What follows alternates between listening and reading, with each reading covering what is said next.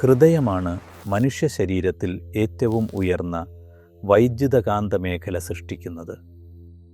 ആയിരക്കണക്കിന് അല്ലെങ്കിൽ ദശലക്ഷക്കണക്കിന് ഹൃദയങ്ങൾ ഒത്തുചേരുമ്പോൾ അത് ഐക്യത്തിൻ്റെ ഒരു സൂക്ഷ്മ മേഖല രൂപപ്പെടുന്നു.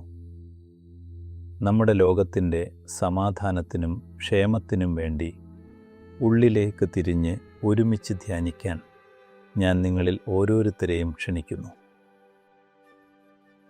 ഇതിനായി നിങ്ങൾക്ക് പരിശീലനമൊന്നും തന്നെ ആവശ്യമില്ല. ഏതെങ്കിലും പ്രത്യേക ആസനമോ മതവിശ്വാസത്തിൻ്റെ പിൻബലമോ വേണ്ട. ഹിന്ദു ആണെങ്കിൽ ദിവ്യപ്രകാശത്തെക്കുറിച്ച് ധ്യാനിക്കാം. നിങ്ങൾ ഒരു മുസ്ലിമാണെങ്കിൽ സ്രഷ്ടാവിൻ്റെ വെളിച്ചമായ നൂറിലാഹിയെക്കുറിച്ച് ധ്യാനിക്കുക. നിങ്ങൾ ഒരു ക്രിസ്ത്യാനിയാണെങ്കിൽ ദിവ്യപ്രകാശത്തെക്കുറിച്ചോ കർത്താവായ യേശുക്രിസ്തുവിൻ്റെ സ്നേഹത്തെക്കുറിച്ചോ ധ്യാനിക്കുക. നിങ്ങൾക്ക് മറ്റൊരു വഴി അറിയാമെങ്കിൽ നിങ്ങൾ മനസ്സിലാക്കുന്നത് പോലെ ദിവ്യ സാന്നിധ്യത്തെക്കുറിച്ച് ധ്യാനിക്കുക.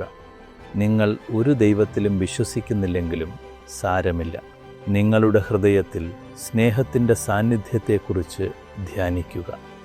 ഈ പ്രക്രിയ എളുപ്പമാക്കാൻ യൂട്യൂബ് വഴി നിങ്ങൾക്ക് ധ്യാനിക്കാൻ മാർഗനിർദ്ദേശങ്ങൾ തരുന്നതാണ്. നിങ്ങളുടെ ഉദ്ദേശം അതിശക്തമായ ശക്തി വഹിക്കുന്നു.